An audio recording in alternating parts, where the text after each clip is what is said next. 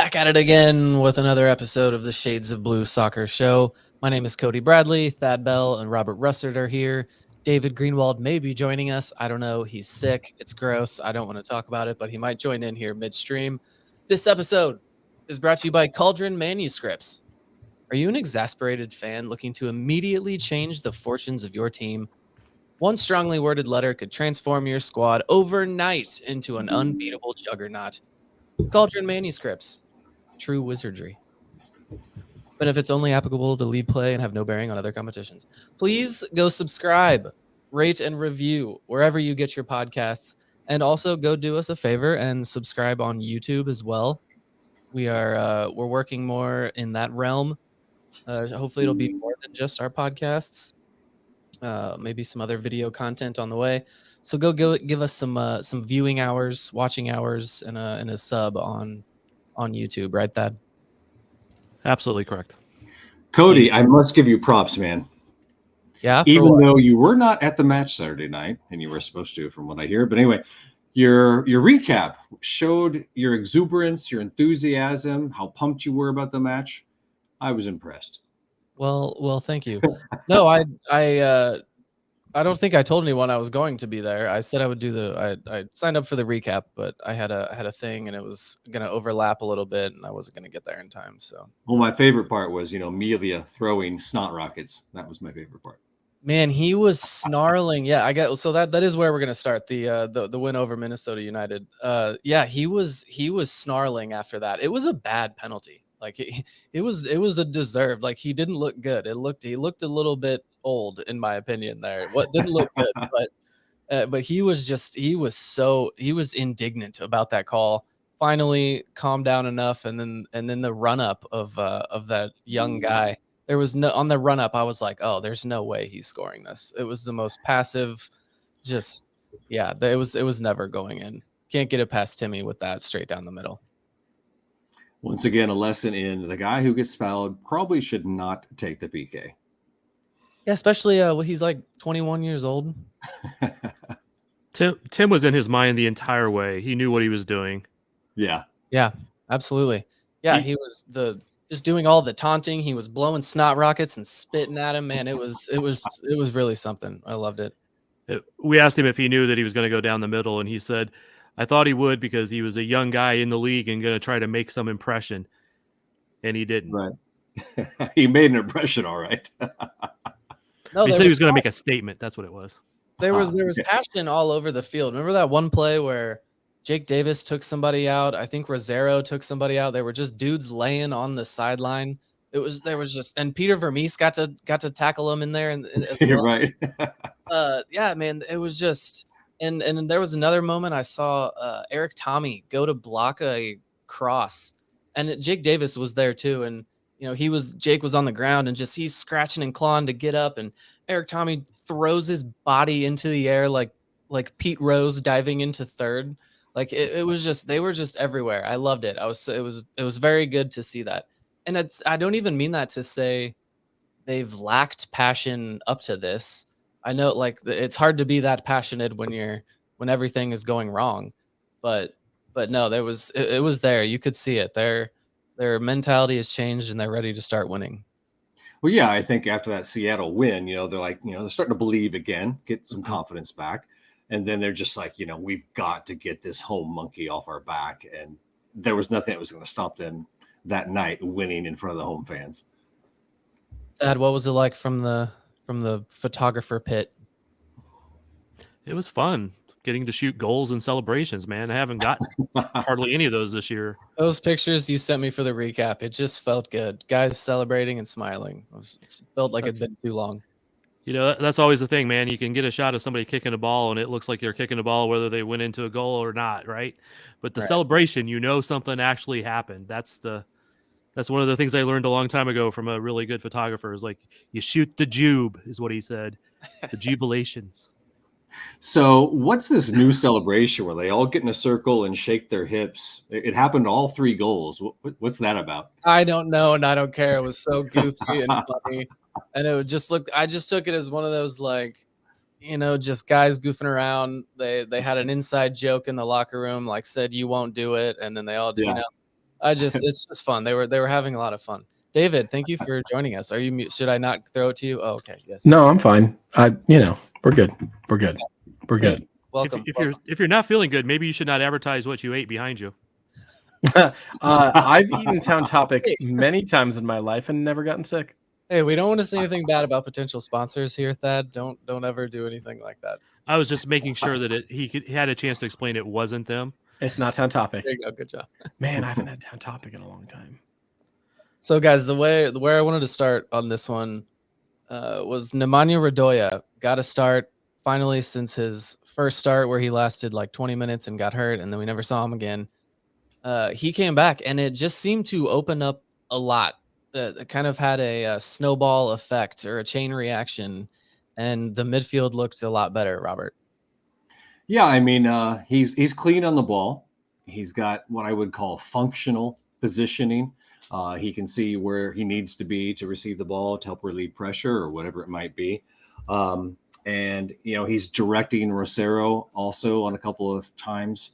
And you notice also that Nemanja dropped back into that center back spot and sent Rosero wide, sent Fontes wide, and kind of was a fulcrum in there too. So, yeah, it definitely made a difference. Now, we can debate whether Minnesota offered much resistance through the middle of the field or not. But yeah, I think he did make an improvement for sure. I'm not ready for your Debbie Downerness yet. The chain reaction I'm talking about is that it opened up Remy to not play the 6 and to maybe find his position that we've been waiting for. Yeah, he looked very good. And then also that meant Eric Tommy was in a little bit of a different role. He was on the other side of the field from Daniel Shallowy. And then all of a sudden, look what Daniel Shallowy did, a goal and an assist, and he's on the team of the week. So yes, Robert, Minnesota is not in a great spot right now. Yes, thank you for all of that.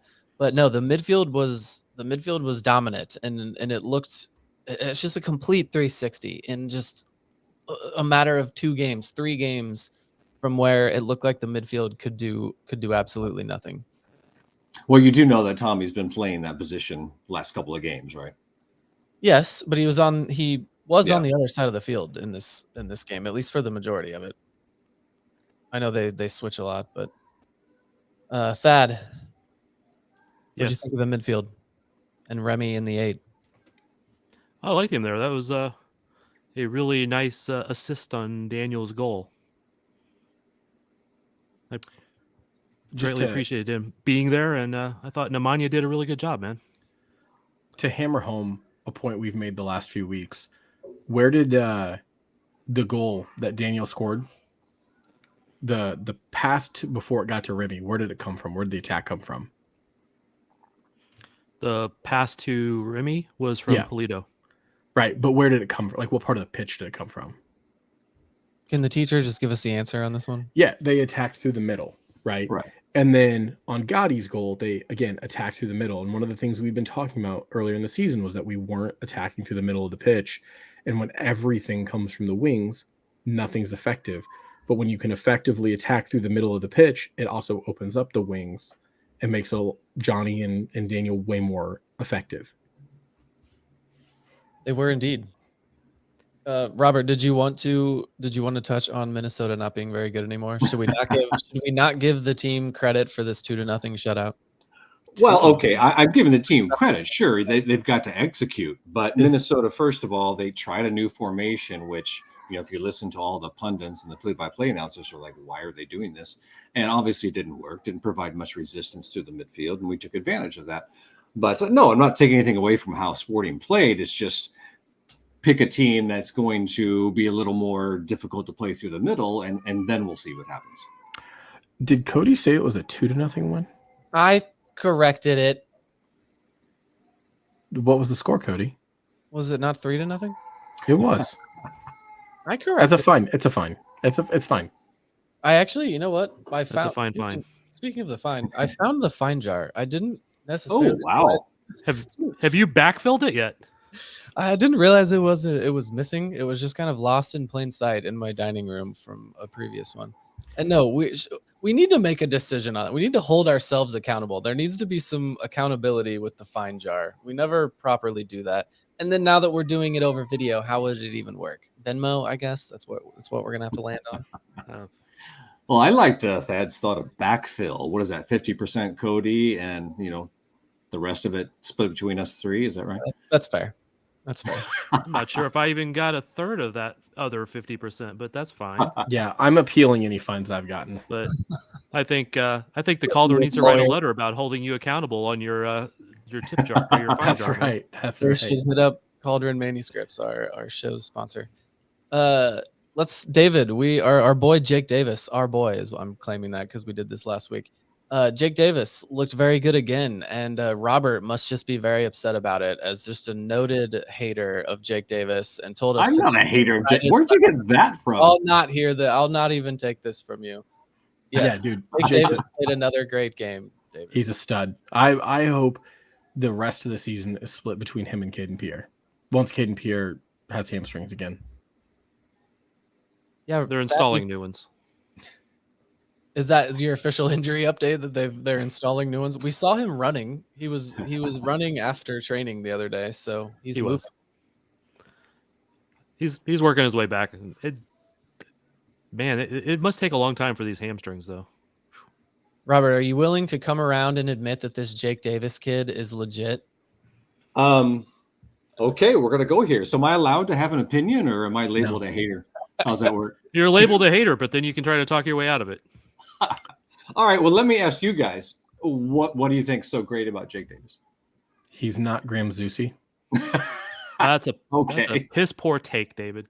Do better. No, okay, fine. I'll go in more depth. Graham Zusi has been a great servant to the club, but he is slow. He is often caught out of position up the field, and his service hasn't been that great the last couple of years. So Jake Davis, faster, more defensively sound, has been combining well. And yeah, his final ball into the box isn't going to be as good as Zusi's, but his defense is better. It makes up for it. So I've long been a Jake Davis fan. I've appreciated what he did on the field and thought and hoped he'd get a bit more chances and progress into the player that I thought he could potentially be. I didn't think it would get right back. That has been calling Jake the actual heir to Roger Espinoza for a long time. Whenever Felipe was, because he has more bite. He's much more willing to just hammer people, and I think he enjoys it. Quite honestly, so I greatly appreciate that in a player. And they do in training, which brings me to a question, Thad. I'm going to interrupt your take here for it. Well, thanks a lot. Do you happen to have a top 5 training warriors list for us? No, there's a fine. That's got to be a fine. Somebody didn't do their homework. That was 2 episodes ago. Top 5. You can work on it. We'll filibuster. You can work on it while we're doing this. You don't pay attention to the pod anyway while we're recording. You can work on it while you want. I do pay attention to when I'm talking, though. That's why I keep you got to give me at least that much. I will work on that, and that sounded like a question. No. I think it was just my own form of filibustering is that I am working on it as I speak, because I have several names. I'm just trying to place them in order, quite honestly. Okay. And if what's the criteria here? How hard they battle? What's your top 5 list? You make it however you want, pal. Because it's not the ones who actually get in real fights. Although I think they're going to go in there too. So your criteria out loud here. All right. Let's go with number 5, Jack Dewsbury. Oh, he's got it. Ooh. Hold on. I wasn't ready. Jack Dewsbury, number 5. Well done. Number 4, I'll give it to Jake Davis for the moment, although I don't think he really rates it, but I'm going with that right now because of recency bias. Wow, up on the list. Yeah, you're a prisoner of the moment there a little bit, but okay. Number 3, training warrior. I'm going with this not because I've seen him really get into the shoving, pushing thing, but just how fiery he's gotten in training. Pulse Camp. Ooh. It's very good. Who wants to fight a bear? Who's fighting Big Bear in training? That sounds. I qualified that very well with saying this not because of the actual altercation, but because how fiery he gets, and basically it scares the little bears away. Next week, Robert's going to come up with a list of the top 5 bears. Am I? And then you're going to do the top 5 furries. Not that podcast. We're not doing that 2, podcast. Johnny Russell, because of how fired up he gets. And number 1. Oh wait. Oh, I did the wrong one. Number We need 2. to work on these sound effects. That's a fine. Who's producing this show? Venmo the fine jar. Hey, can Number we start 2 a Venmo for the fine jar, or just have people like send money into it? Yes. No Hell more yeah. lollygagging. The number 1 Sporting KC training warrior. Sporting legend and assistant coach in Texas, Davey Arnaud. Davey Arnaud's a good one. I've seen him hammer college kids in preseason matches because he doesn't take any half steps. He doesn't take any second off, and he goes after anybody and everybody full speed all the time. And him and his best friend, Jack Dewsbury, got into it a lot, which is why Jack Dewsbury's on the list. Not because Jack Dewsbury really deserved it, but he was the recipient of it, and thus quite often got into the fight with Davey. Okay, now let's check your recall here. Now just continue your take from earlier.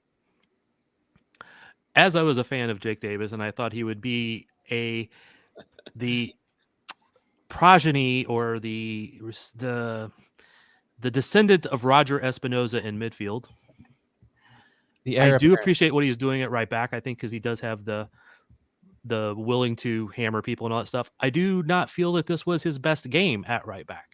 Now, I watched it live. I haven't not watched a replay of it, but I saw several times where I felt he was caught out of position. He made some not great passes. He did some good play, but that didn't make him the better right back option at this moment. As much as I want him to succeed, and I think he's done well at right back, I don't think this was his best game. He did better against Seattle. Yeah, Thad, I have to agree with you. I rewatched the game after watching it, from my phone. I have 3, 6, 7 moments for Jake Davis. 2 of them positive, 5 of them negative. Overzealous in a few instances, poor positioning and other instances. Missed a couple of passes. One time he was defending a guy. The guy passed the ball off, and he was very lazy in releasing and following the runner instead of, he went to the ball instead, which resulted in a chance. So, it wasn't his best game, but he definitely has potential. A lot of things to like about him for sure. But considering he's only played a couple games at right back for the first team and a few at right back for the second team, I'm not going to hammer him too much for not being perfect at it, but I'm just going to say that was not his best game at that spot. So, Thad, who do you think is a better right back option? Pierre. And I'm not going to fight you. And that Jake should be playing in the midfield? I think at the moment, Jake's that utility guy who's got to figure out where he can be better than somebody else to get on the field, which is hard. I mean, it's not going to be easy. Sounds like you're saying he's the real heir apparent to Jake, the answer.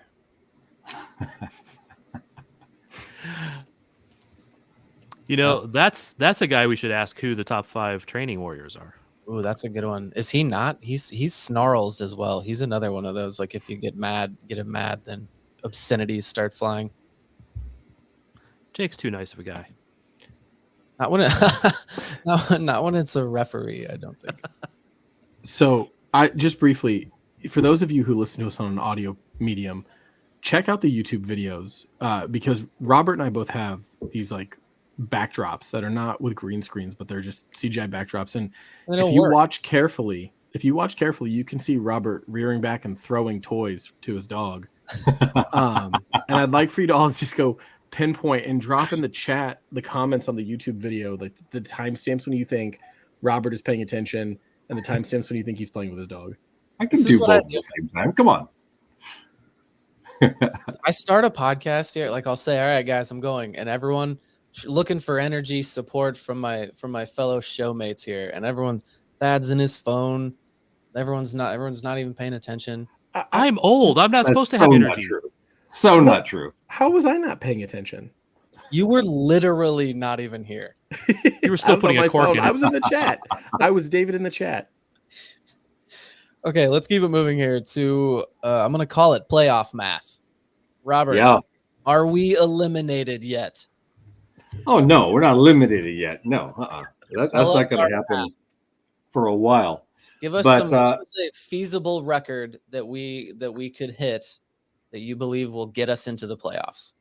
Yeah, so just context, okay, and we've talked about this a little bit before, but I went low ball.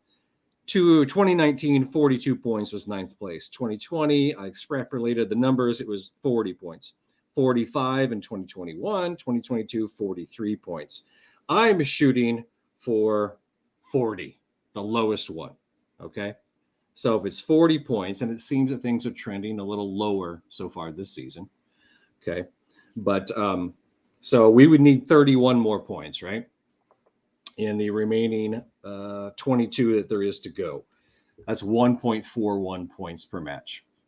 So gets us there as an 8-7-7 record. And, you know, if this team stays healthy, that is certainly doable. Certainly. Doable. Here's the problem, though. We play LAFC Wednesday night in LAFC. And then we go to St. Louis in St. Louis, which they are going to be so foaming at the mouth for us. That's 2 tough matches. If we would happen to drop those, not saying we will, but if we happen to, then we're looking at 1.55 per game left. That would be obviously 20 games left, a 9-7-4 record, distinctly different than what it looks like right now. So if we get, say, 3 points, or 4 would be really nice. Heck, 6, of course. We're still in pretty good shape. But if we lose both these games, it's a tall mountain to climb. So just in recap, losing makes it harder. Yeah, for sure. It'd be more difficult. And also realize right now, 5 of the 6 teams above us have a game in hand on us. One of those teams has 2 games in hand on us. Right. You and have to win those, though. We're about to pick up another game and get another game on top of some other teams as well. So probably. Okay, LAFC, yes, really tough match.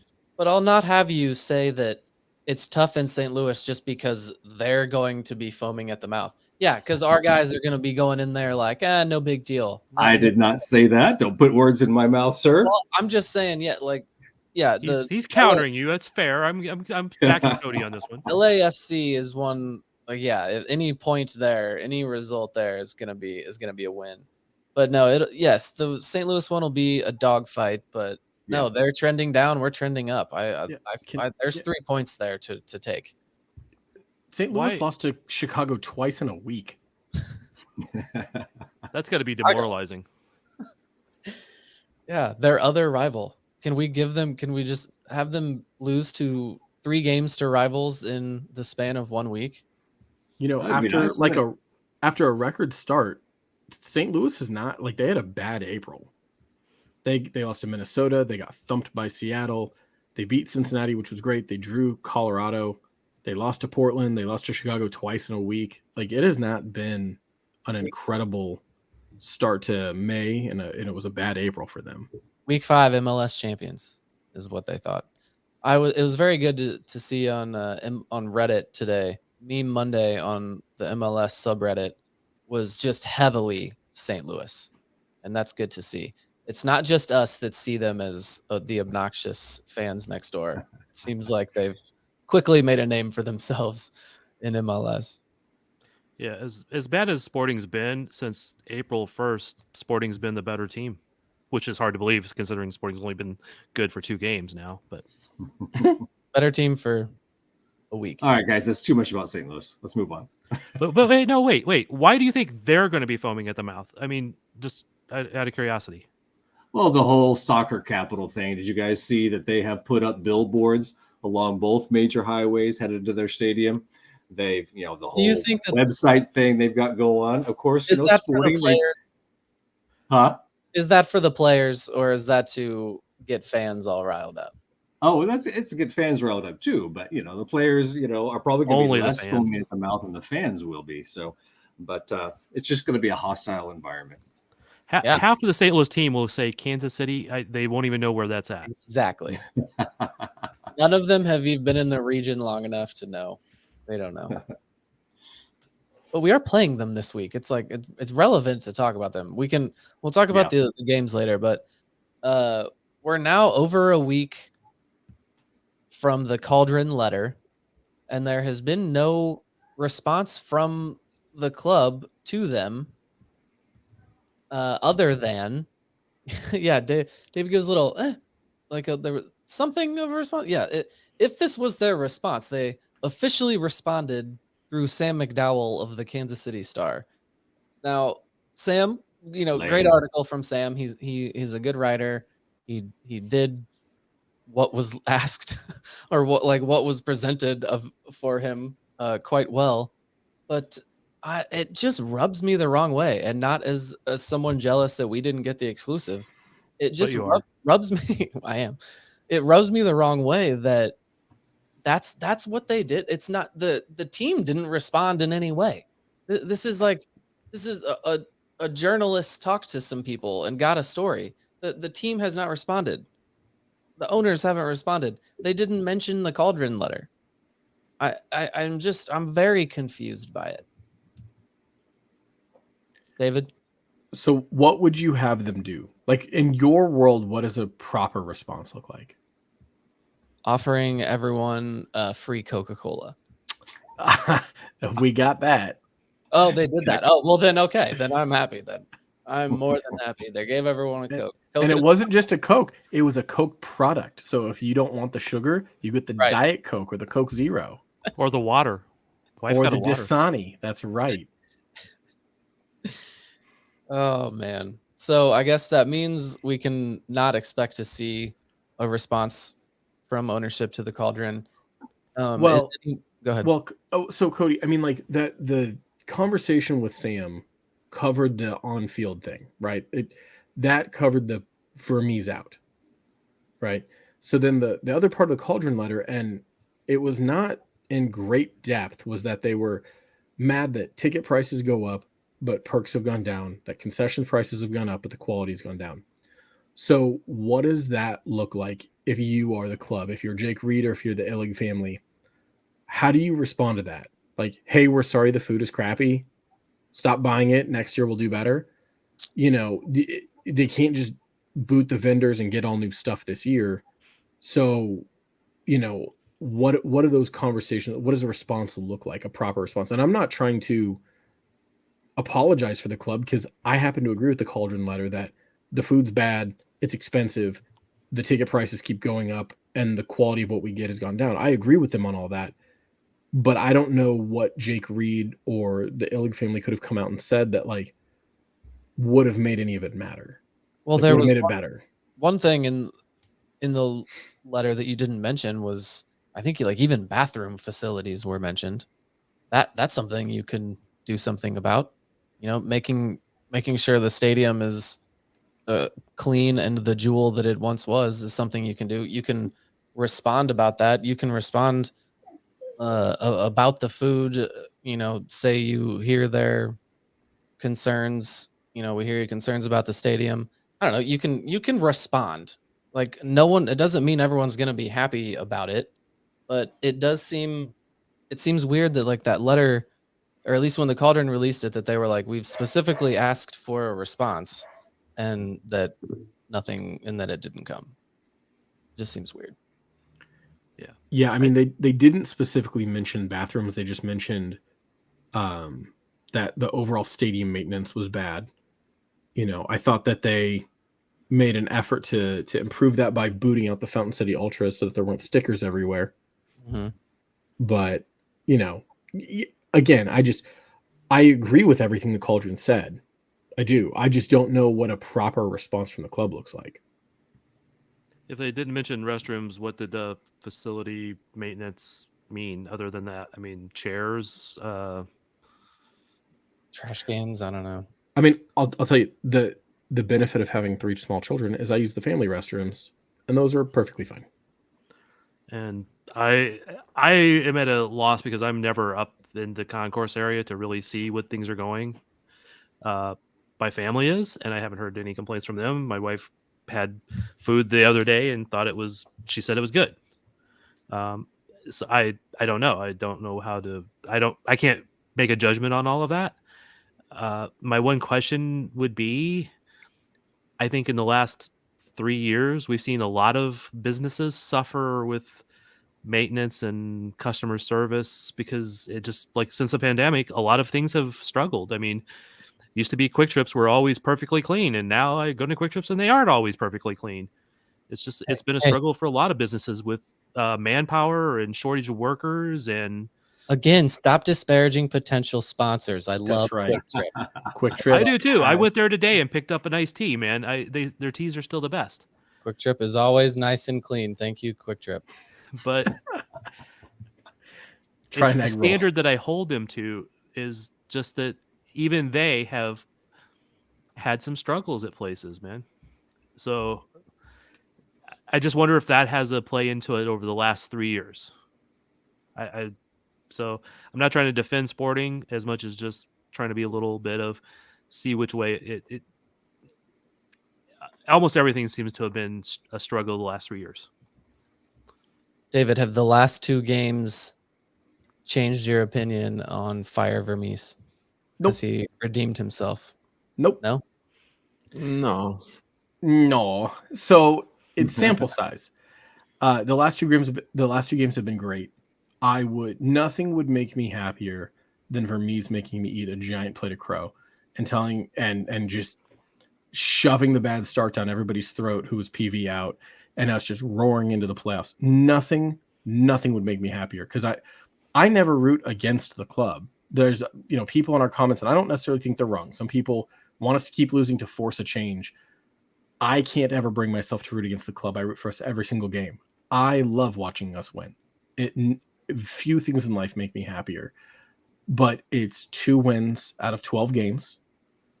So the math still isn't mathing for me.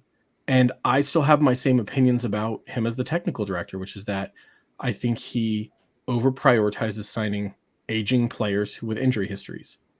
And so Pulido at his best is awesome.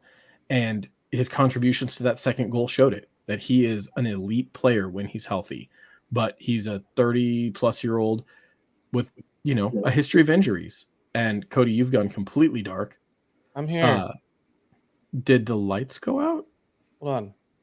I'm here still. You're one step away from turning into a cat on the Zoom chat. My computer went into sleep. I'm sorry. But I still have real concerns about, over-reliance on guys like Zusi. And, he's rectified that for a few games with Jake Davis. But my fear is that at some point, Jake will make a mistake, will give up a goal, and we'll see Graham Zusi back in the starting lineup every game. So no, I'm still Vermes out, but I'm optimistic that he will make me eat those words. When you judge an organization, you have to judge by patterns. And it's just repeated patterns that we've seen over the last 5-6 years that have been the issue. And they've been obviously reoccurring because they're patterns, right?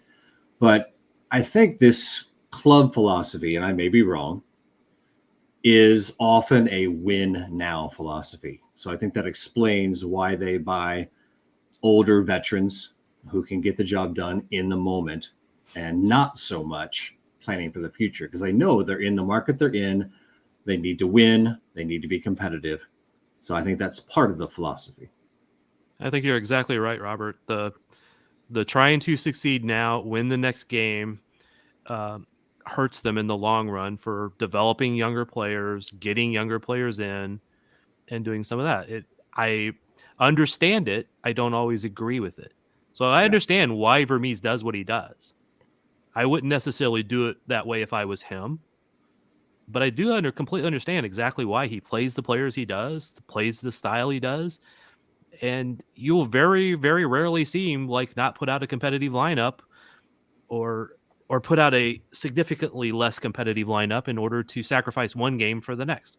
He's going to try to run out the same guys if he thinks that they can get the job done or they're the best option to get the job done for that game. And he's the same way with his signings and long-term plans at a lot of the time. I think he wants to do better at it. And I think at times he does better than some people give him credit for, but I think that is sometimes his weakness. And I completely agree with you.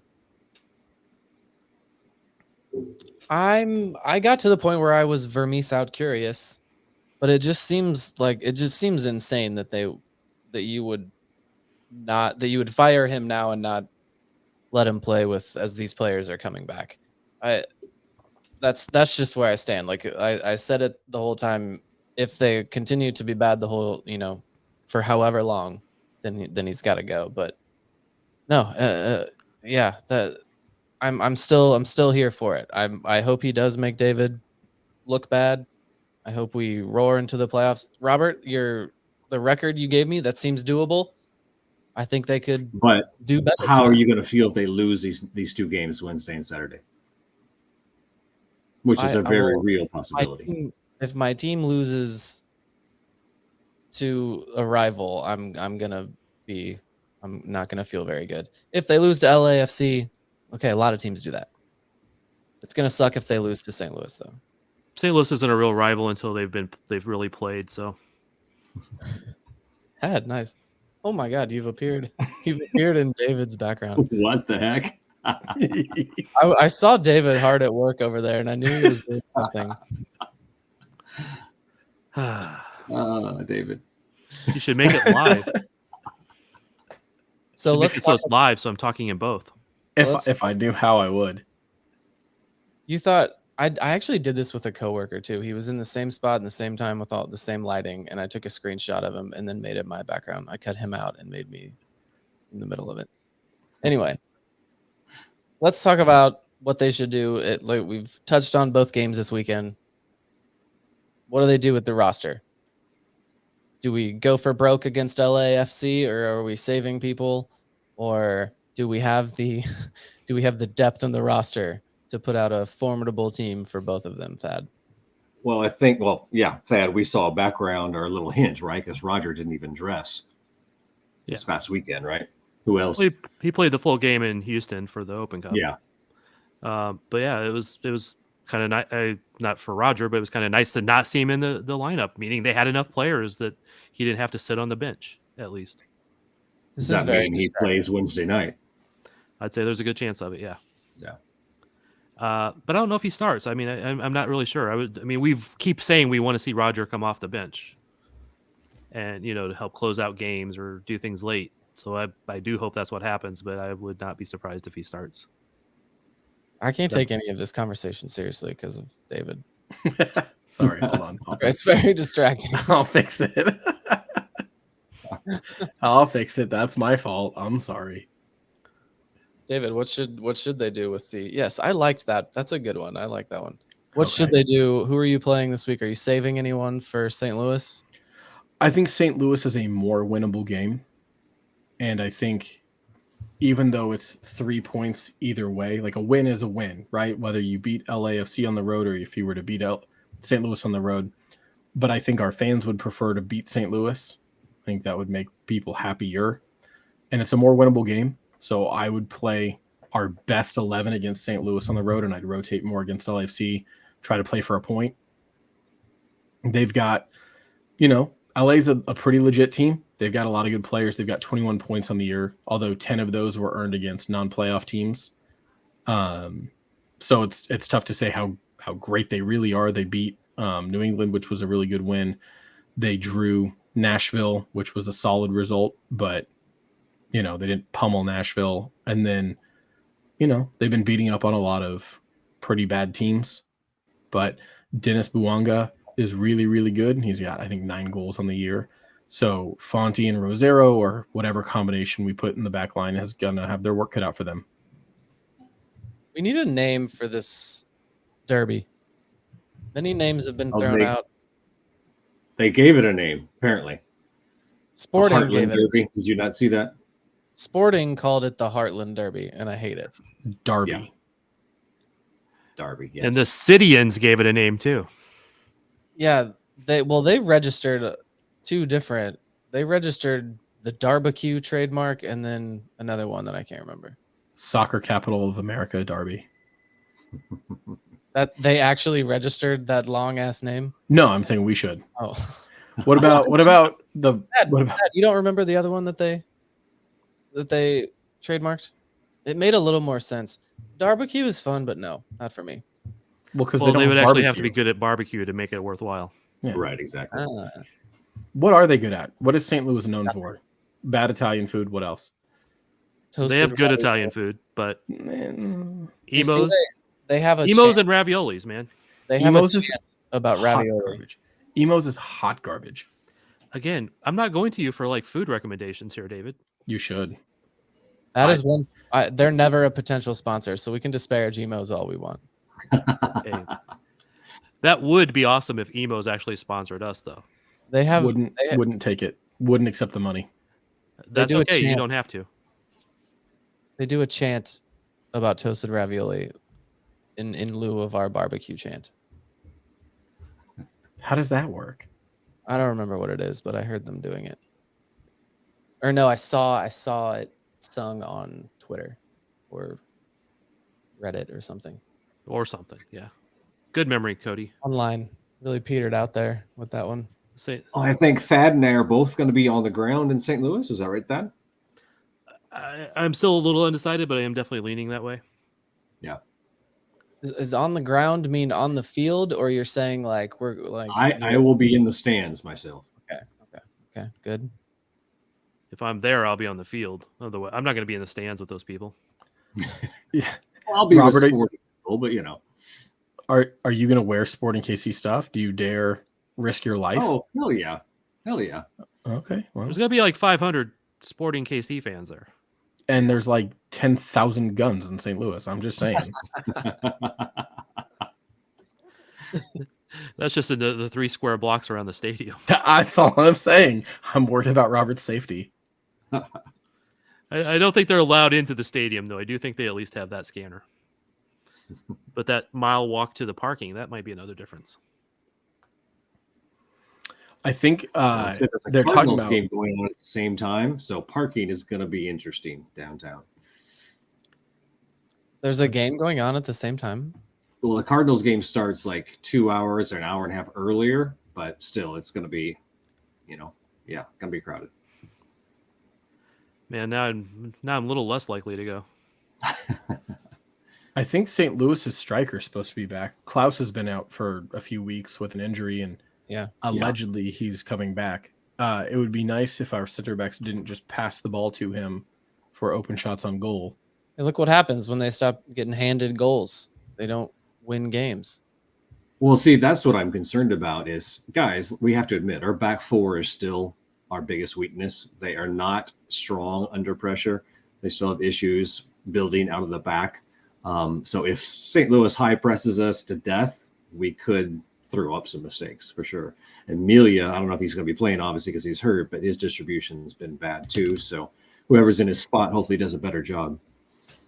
I feel like Robert can sense every time I'm trying to wrap up a show, and then he gives us a sad. Well, hey, it came up as a topic, so I had to go with it. Thad, can you end us on a high note? Bring us some positivity here. The team has won 2 games in a row. We're not ending it on being sad or scared of St. Louis. The players that I've voiced concern about for the last year about coming back are back. I'm still not going to claim that they are at their peak, but they both contributed assists or goals in this last game, which is exactly what Sporting needed. And they have a 6 who looks like a 6, not a makeshift player, and not a makeshift somebody just doing it because they have to. And I know we may not always believe everything Vermes says, but he graded Nemanja Radoja as having played excellently against Minnesota.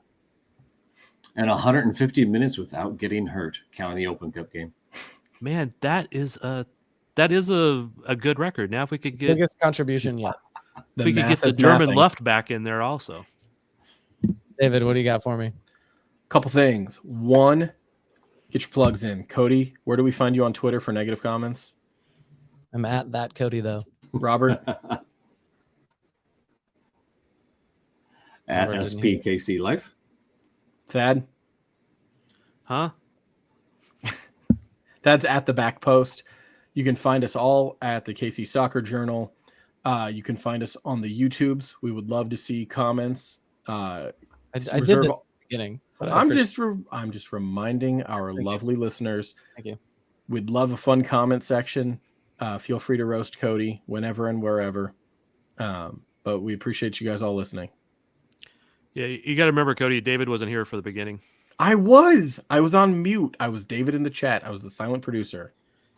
He was putting a cork in it. He was David on the toilet. Okay. The people don't need to know.